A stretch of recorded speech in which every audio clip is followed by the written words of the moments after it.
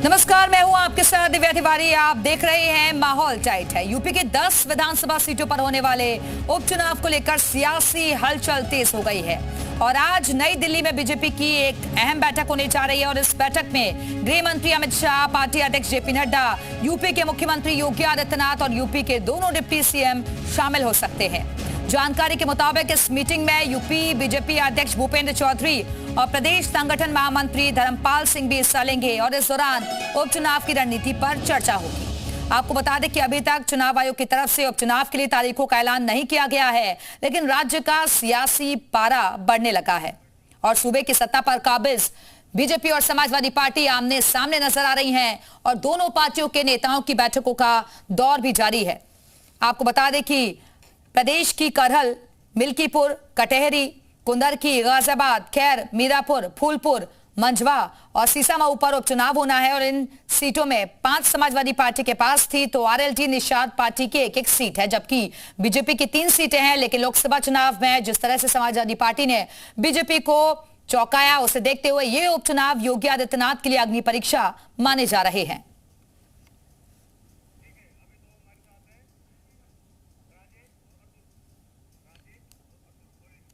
और इस वक्त 2 सहयोगी हमारे साथ जुड़ चुके हैं।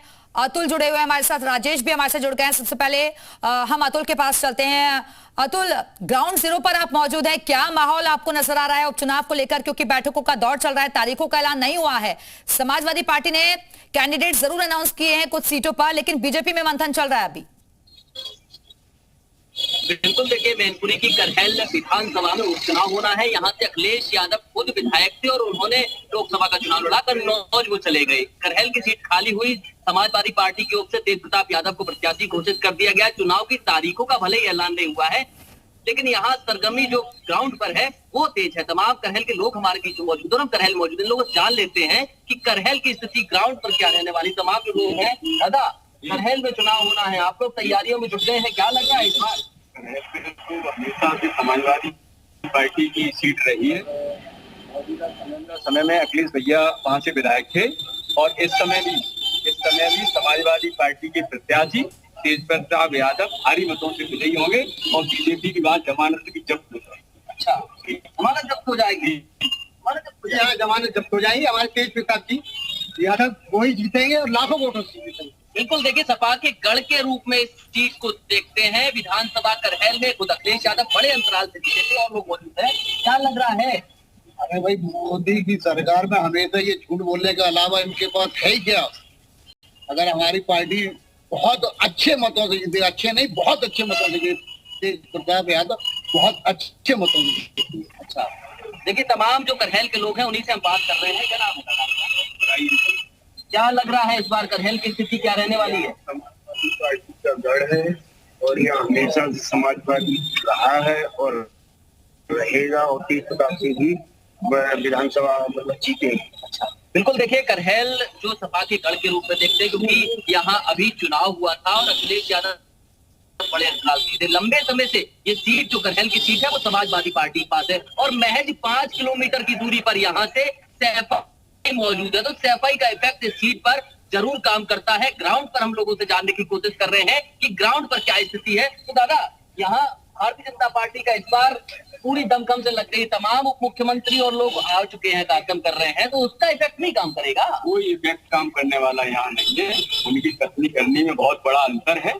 यहाँ समाजवादी पार्टी भारी मतों से विजयी होगी और माननीय श्री तेज प्रताप यादव ही जीतेंगे। अच्छा, तेज प्रताप का अनाउंस हुआ, पहले से भी वो यहाँ पर ग्राउंड पर काम कर रहे थे, तो तेज प्रताप के अलावा ऐसा तो नहीं है कि पार्टी में कुछ लोग हों वो चाहते हो हमें टिकट मिलनी चाहिए? किसी तरीके का वहाँ कोई वो मतभेद नहीं है। पार्टी ने किसी टिकट दे दिया, सारी कार्यकर्ता बड़ी मेहनत कर रहे हैं, बड़ी मेहनत से लगे। बिल्कुल अतुल, और तेज प्रताप यादव का नाम जरूर अनाउंस किया गया हो, लेकिन परिवारवाद के आरोप भी लग रहे हैं। वापस आएंगे आपके पास। राजेश मिश्रा भी हमारे से जुड़े हुए हैं, मझवा सीट पर वो मौजूद हैं। राजेश, क्या माहौल दिख रहा है मझवा सीट के लिए, क्योंकि अलग अलग मुद्दे भी हैं, जनता कैसे देख रही है इस उपचुनाव को? देखिए, आपको बता दें इसमें यहाँ पे 4,03,000 वोटर हैं मझवा विधानसभा क्षेत्र में। यहाँ पे का सीट खाली हुआ है और यहाँ पे हम जनता से जानते हैं कि इनका मन में क्या है और क्या चाहते हैं। जी मनोज जी, क्या स्थिति लग रही है आपको? ऐसे हम 10 का 10 सीट जीत रहे हैं यहाँ पर। आप क्या कहना चाहेंगे? राम जी बिन प्रदेश सचिव समाजवादी पिछड़ा प्रकोष्ठ। मझवा विधानसभा की सीट के अलावा और 9 सीट जो प्रदेश की खाली हुई हैं, सारे सीट माननीय राष्ट्रीय अध्यक्ष जी अखिलेश यादव के नेतृत्व में हम जीतने जा रहे हैं। आप क्या कहना चाहेंगे? हम उत्तर प्रदेश में हमारी 10 सीट हैं। 10 सीट में हम पूर्ण बहुमत से फिर आ रहे 10 सीटों पे। कौन सी पार्टी जीत रही है? भाजपा, भारतीय जनता पार्टी। आप क्या कहना चाहेंगे? भाजपा आ रही है पूर्ण बहुमत से। अच्छा, आप बताएं कि किस मुद्दे से यहाँ पे जीतेंगे? हम लोग माननीय मोदी जी के जो है सबका साथ सबका विकास का नारा लेकर चलेंगे। हम लोग मोदी जी के विकास का नारा लेंगे। योगी जी के जो अपराध मुक्त प्रदेश का नारा है उसको लेकर चलेंगे। हम लोग 10 सीट जीतेंगे, क्योंकि हम लोग जानते हैं कि समाजवादी पार्टी का हम लोग सत्ता देखे हुए हैं कि हम लोग नारा लगता था उस समय, जिस गाड़ी में सपा का झंडा उस गाड़ी में बैठा प्रदेश का गुंडा। तो हम लोग वो शासन फिर नहीं लाना चाहेंगे। हम लोग प्रदेश को अपराध मुक्त, भय मुक्त प्रदेश बनाने के लिए हमारे योगी जी तत्पर हैं। उसी प्रकार से हम 10 सीट जीतेंगे। और भारी आप क्या कहना चाह रहे हैं? 10 के 10 सीट भाजपा निकालेगी। राजेश जरा पूछ लीजिए, ज्योति बिंद को यहाँ से प्रत्याशी बनाया समाजवादी पार्टी ने, इसको कैसे देख रहे हैं यहाँ के लोग? की टक्कर समझ में आ रहा है। यहाँ पे बनी है प्रत्याशी सपा से, इसको किस एंगल से देख रहे हैं? ज्योति बिंद जी अभी बिल्कुल नई प्रत्याशी हैं, राजनीति का उतना अभी उनको अनुभव नहीं है, इसलिए मैं नहीं मानता कि वो भाजपा को टक्कर दे पाएंगे यहाँ पे। आप क्या कहना चाहेंगे? ज्योति बिंद जीतेंगी कि क्या स्थिति रहेगी? जैसे इनके पिताजी हारे हैं, उससे पूरी तरीके से भी हारेंगी। देखिए, अभी भाजपा अपना क्लियर नहीं की है कि कौन से लोग प्रत्याशी यहाँ से लड़ेंगे। उसके बाद यहाँ का स्थिति स्पष्ट हो जाएगा। और इस समय यहाँ पे सपा और बसपा और भाजपा तीनों का जोरदार टक्कर और लड़ाई रहेगी। ठीक है राजेश, आप बने रहेगा, वापस आएंगे आपके पास। अतुल के पास एक बार फिर से चलते हैं। अतुल, क्योंकि आपके आसपास लोग मौजूद हैं, जरा उनसे ये भी पूछिए, क्योंकि हरियाणा चुनाव के अभी हाल फिलहाल में ही नतीजे आए हैं, तो क्या इसका इम्पैक्ट इस उपचुनाव में भी पड़ेगा? क्या इसे एक तरीके से ट्रेलर माने 2027 के लिए? हरियाणा का बहुत बड़ी यहाँ कोई इफेक्ट पड़ने वाला नहीं, यहाँ इफेक्ट पड़ने वाला नहीं है। ये समाजवादी पार्टी की कर्मभूमि है और यहाँ जितना ही विकास कार्य हुआ है वो समाजवादी पार्टी की सरकार ने। नेताजी मुलायम यादव भी पहला चुनाव नगर से लड़े थे, करहल उसमें आता था, तो तब से लेके अब तक केवल एक ही लोगों को आप क्यों चुनते चले आ रहे हैं?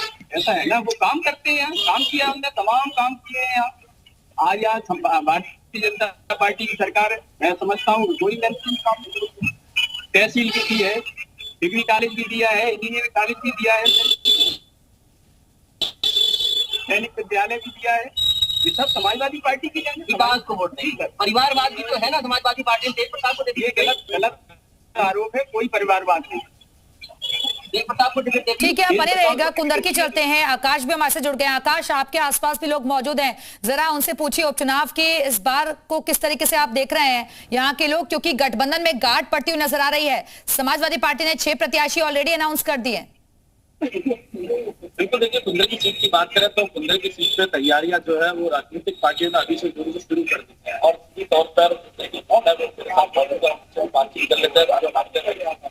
ये बताएं कुंदर की सीट पे इस बार किस तरीके की माहौल देख रहे हैं, इसका पता लगा हमारी इस टाइम क्या कहते हैं बात करना पड़ेगा, क्योंकि इस सीट पर लगभग हमारे जब से हम छोटे थे, जब से आज तक यहाँ पर समाजवादी और देश का कब्जा रहा मंत्री रहे, जिन्होंने यहाँ पर विकास के नाम पे जीरो है, केवल गाँवों को क्या पार्टी बंदी कराई है। पार्टी बंदी कराने के बाद यहाँ पर लोगों को डिवाइस करके राजनीति करी। मतलब क्या बदलाव का आसान लग रहा है इस बार? भारतीय जनता पार्टी जैसे अपने जो चुनाव होता है भारतीय जनता पार्टी में। हाँ, आप बताएं, क्योंकि अभी हरियाणा के रिजल्ट आए हैं, कितना इम्पैक्ट उसकी विधानसभा चुनाव में भी पड़ेगा?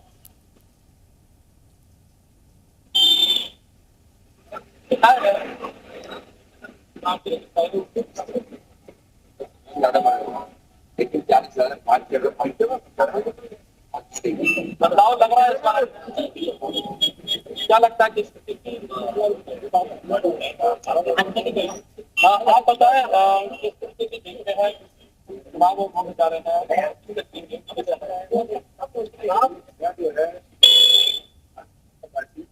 ठीक है आकाश, आप बातचीत जारी रखिएगा, आपकी आवाज सही तरीके से हम तक नहीं पहुंच पा रही है, फिर से जुड़ने की कोशिश करेंगे। सीसामऊ चलते हैं, प्रवीण पांडे भी हमारे साथ जुड़े हुए हैं। प्रवीण, इस सीट पर क्या माहौल नजर आ रहा है, क्या समीकरण देख रहे हैं लोग, जनता का क्या रिएक्शन है वहां से? जी बेशक, चूंकि इरफान सोलंकी लगातार 22 साल से इस सीट पर उनका कब्जा रहा है, ऐसे में बीजेपी इरफान सोलंकी जो कि अभी जेल चले गए, उनको सजा हो गई 7 साल के ऊपर की, तो जो सपा ने इस बार फिर से उनकी पत्नी यानी नसीम सोलंकी भरोसा जताया है इसको लेके कहीं ना कहीं 40% मुसलमान है और 60% बाकी वोटर है। तो ऐसे में हिंदू वोट अगर एक तरफा जाता है तो आपके पास नीतू के पास जल्दी से चलते हैं, वो हमारे साथ जुड़ी हुई है। नीतू, बैठक भी आज चल रही है बीजेपी की होने वाली है आपसे थोड़ी देर में, उसको लेकर क्या अपडेट्स, क्या मुख्यमंत्री पहुंच चुके हैं, कौन कौन शामिल होगा? बिल्कुल, देखिए यूपी के जो मुख्यमंत्री हैं योगी आदित्यनाथ, वो यूपी सदन पहुंच गए हैं, 3:30 बजे पहुंचे थे। साथ ही प्रदेश के जो दोनों उप मुख्यमंत्री हैं ब्रजेश पाठक भी पहुंचे हुए हैं, यहाँ पर केशव प्रसाद मौर्य भी हैं, उत्तर प्रदेश के भाजपा अध्यक्ष भूपेंद्र चौधरी भी बैठक में शामिल होंगे, जेपी नड्डा, अमित शाह, जेपी नड्डा के आवास पर ये बैठक होने वाली है। और आज लगभग ये तय माना जा रहा है कि इस बैठक के बाद ये तय हो जाएगा कि भारतीय जनता पार्टी इस चुनाव में किस किस को टिकट देने वाली है। बैठक बहुत अहम है और पार्टी के जितने भी बड़े नेता हैं वो इसमें शामिल होने वाले हैं। और अगर योगी आदित्यनाथ भी यहाँ पहुंचे हैं तो स्वाभाविक सी बात है कि बैठक अहम जरूर होगी ये, क्योंकि 9 नामों पर लगभग कह रहे हैं कि मुहर लग सकती है। आज 27 लोगों के नामों का एक पैनल तैयार हुआ है और 9 कैंडिडेट्स ऐसे होंगे जिनके नामों पर मुहर लग जाएगी। अब इसमें से किसको कितनी टिकट मिलती है, आरएलडी को कितनी सीट देते हैं, निषाद पार्टी को कितनी सीट मिलती है और भाजपा भारतीय जनता पार्टी के कितने कैंडिडेट्स को इस उपचुनाव में टिकट मिलती है, ये देखना अहम होगा। लेकिन फिलहाल उत्तर प्रदेश के जो मुख्यमंत्री योगी आदित्यनाथ हैं वो यूपी सदन में है, कुछ ही देर में वो यहाँ से निकलेंगे जेपी नड्डा के आवास के लिए, जहाँ ये अहम बैठक होने वाली है जिसमें प्रदेश के दोनों उप मुख्यमंत्री और भाजपा अध्यक्ष, खुद मुख्यमंत्री और जेपी नड्डा, अमित शाह सब शामिल होने वाले हैं। और इसके बाद जो देखिए अभी यहाँ पर चुनाव की घोषणा नहीं हुई है, जैसे ही कुछ हलचल बताइएगा, क्योंकि तमाम नेता पहुंच चुके हैं और अब से थोड़ी देर में बैठक शुरू हो जाएगी, क्योंकि 6 बजे का वक्त बताया गया था। नाम फाइनलाइज होने की भी पूरी उम्मीद की जा रही है। मिर्जापुर चलते हैं, राजेश मिश्रा भी हमारे से जुड़े हुए हैं। राजेश, आपके आसपास बहुत सारे लोग मौजूद हैं, जरा उनसे पूछिए, क्योंकि पहले तो ये कहा गया कि अलग अलग राहें निकलती हुई दिख रही हैं समाजवादी पार्टी और कांग्रेस की, लेकिन अखिलेश यादव ये साफ कर चुके हैं कि गठबंधन के तहत ही ये चुनाव में भी जाएंगे, लेकिन प्रेशर बनाने की कोशिश हो रही है इस बार के चुनाव में कांग्रेस पर। अच्छा, आप बताएं कि इस बार कांग्रेस और सपा का गठबंधन जो है चलेगा कि नहीं? कि इंडिया गठबंधन है, राष्ट्रीय अध्यक्ष जी के नेतृत्व में 10 की 10 सीटें जीतने जा रहे हैं हम लोग। और जो बेरोजगारी है, महंगाई है, चरम सीमा पर है, नौजवान बेरोजगार घूम रहे हैं। भाजपा की सरकार सिर्फ नाम बदलने का काम करती है। सपा राष्ट्रीय अध्यक्ष जी सपा सपोर्ट नहीं कर पा रही है, कांग्रेस का पूरा मतलब गठबंधन जो है स्पष्ट नहीं है, अपने मन से ही। ऐसा कोई बात नहीं है, सपा हमारी पूरी सपोर्ट कर रही है और हम लोग पूरे बहुमत से आ रहे हैं और हम लोग मझवा विधानसभा हम लोग निकाल रहे हैं। आप क्या कहना चाहेंगे? सबसे पहली चीज तो अखिलेश यादव जी हरियाणा में मतलब देख रहे थे कि हमको कब बुलाया जाएगा सीट के इंतजार में, लेकिन राहुल गांधी जी ने, कांग्रेस पार्टी ने वो घास नहीं डाला। वो गुस्से में आकर के यहाँ पे 6 सीट का घोषणा कर दिए। इनका सामंजस्य इसी से पता चलता है। दूसरी चीज, कहाँ पूर्ण बहुमत में? पूर्ण बहुमत में सरकार तो हमारी चल रही है ऑलरेडी। पूर्ण बहुमत कहाँ कहना चाहेंगे? जो सपा बसपा भाजपा में रह चुके हैं, उनसे बेटी को टिकट दिए हैं, जो कभी टिकट के लिए बसपा में गए, वहां से हारे, फिर वहां से आके सपा में गए, वहां से चुनाव हारे, अब फिर सपा में चले गए हैं। इस बार उन्हें जनता हार की माला पहनाना तय कर ली है। जो ब्राह्मणों को गालियां देते हैं उन्हें कभी जीत का माला नहीं पहन पाएंगे। मैं ये कहना चाहूंगा कि चुनाव एक तरफा है और माननीय योगी आदित्यनाथ जी की सरकार पिछले कुछ वर्षों से बहुत अच्छी तरह से अपना काम कर रही है और सपा और कांग्रेस में खिंचाव है इस समय जबरदस्त है और सामने दिख रहा है। भाई लोग स्वीकार न करें, इससे भाई सामने बोला नहीं गठबंधन है, कहाँ गठबंधन है उनका? गठबंधन है, मजबूरी का गठबंधन, मजबूरी का है। हमारे भाई साहब बता रहे हैं कि हार रहे हैं। देखिए, आपको बता दें है बहुत सपा और कांग्रेस के लोगों में खिंचाव है और यहाँ पे जो सपा के प्रत्याशी हैं, इसके पहले यहाँ पे भाजपा में बिल्कुल। तो जनता के अलग अलग रिएक्शंस लगातार सामने आ रहे हैं। राजेश, आप बने रहेगा, वापस आते हैं आपके पास। करहल चलते हैं, अतुल लगातार हमारे साथ बने हुए। अतुल, क्योंकि एक बार फिर से समाजवादी पार्टी के कैंडिडेट पर परिवारवाद के आरोप लग रहे हैं कि उन्हें कोई और प्रत्याशी मिला ही नहीं इस सीट के लिए भी। बिल्कुल, देखिए समाजवादी पार्टी ने तेज प्रताप यादव यानी अखिलेश यादव के भतीजे उनके नाम का अनाउंस कर दिया, लेकिन संशय यहाँ भारतीय जनता पार्टी की टिकट पर है। बड़े बड़े नाम चल रहे हैं, संघमित्रा मौर्य है, उनका नाम चल रहा है, उनके प्रताप सिंह ठीक है, वापस आते हैं अतुल आपके पास। कुंदरकी चलते हैं, आकाश हमारे साथ जुड़े हुए हैं। आकाश, लोगों से जरा पूछिए मुद्दे क्या वो देख रहे हैं इस चुनाव में, कौन किस पर भारी पड़ता हुआ दिख रहा है? बता क्या मुद्दे इस बार है चुनाव का? लेकिन मुझे 12 साल से अपना क्या समाजवादी की विधायक रहा है। एक विधायक से जो लगभग 10 साल का कार्यकाल रहा और एक विधायक से जो संभल से आया यहाँ पे चुनाव लड़े, तो दोनों ही विधायक के प्रति इतना जनता का गुस्सा है कि अगर आप जगह जाकर देखेंगे तो कोई ना कोई आपको वहाँ कमी आपको देखने को मिलती रहेगी। एक विधायक की शिकायत रहती है कि वो फोन रिसीव नहीं करते।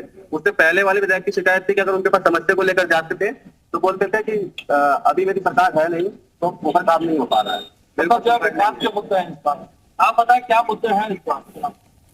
मुद्दे विकास के हैं और भाईचारे के मुद्दे हैं, क्योंकि यहाँ जो समाजवादी वर्षों पहले से रही है तो हमेशा एक दूसरे से लड़ाते रहे, पार्टी बंदी झगड़े गए वो, और थानों की दलालियां बहुत ज्यादा थी।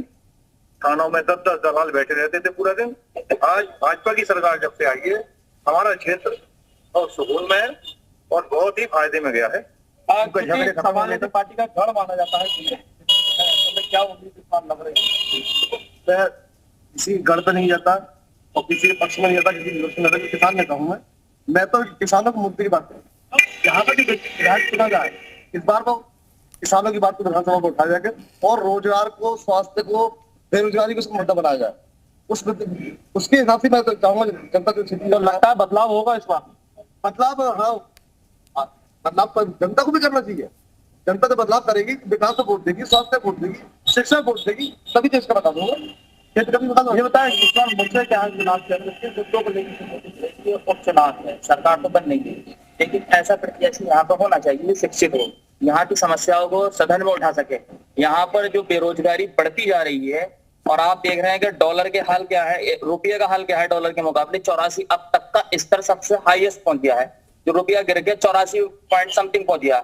यहाँ की जो मुद्दे हैं वो विकास की बात करें, आप रोजगार की बात करें, यहाँ पर शिक्षा, यहाँ की शिक्षा, यहाँ पर एक कुंदर की विधानसभा, यहाँ कुंदर में कोई भी डिग्री कॉलेज नहीं है। यहाँ की जो प्राइवेट कॉलेजेस हैं वो खूब पैसा देते हैं। यहाँ पर जो होना चाहिए, यहाँ पर एक इंटर कॉलेज जो गवर्नमेंट होना चाहिए, यहाँ पर गवर्नमेंट इंटर कॉलेज नहीं है, कन्या इंटर कॉलेज है सिर्फ एक। यहाँ पर मतलब आप ये चाहते हैं कि शिक्षा पर जोर दिया जाए। अच्छा, एक सवाल ये भी है कि अब से कुछ दिन पूर्व जो है यहाँ के विधायक से जाकर के प्रदर्शन भी करा था, तो क्या मानता है, क्या इससे कितना असर पड़ेगा बताएं? इससे क्या असर पड़ेगा?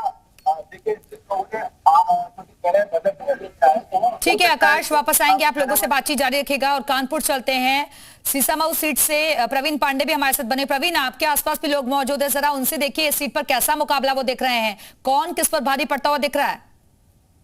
जी बेशक बात करेंगे, सीधे जनता तमाम मौजूद है। क्या लगता है इस बार सीसामऊ बीजेपी रहेगी या सपा वापसी करेगी? मुझे लगता है फिर से रिटर्न होगा। क्या ऐसा क्या हो गया? सपा ने 22 साल से इरफान सोलंकी रहे वहां पर।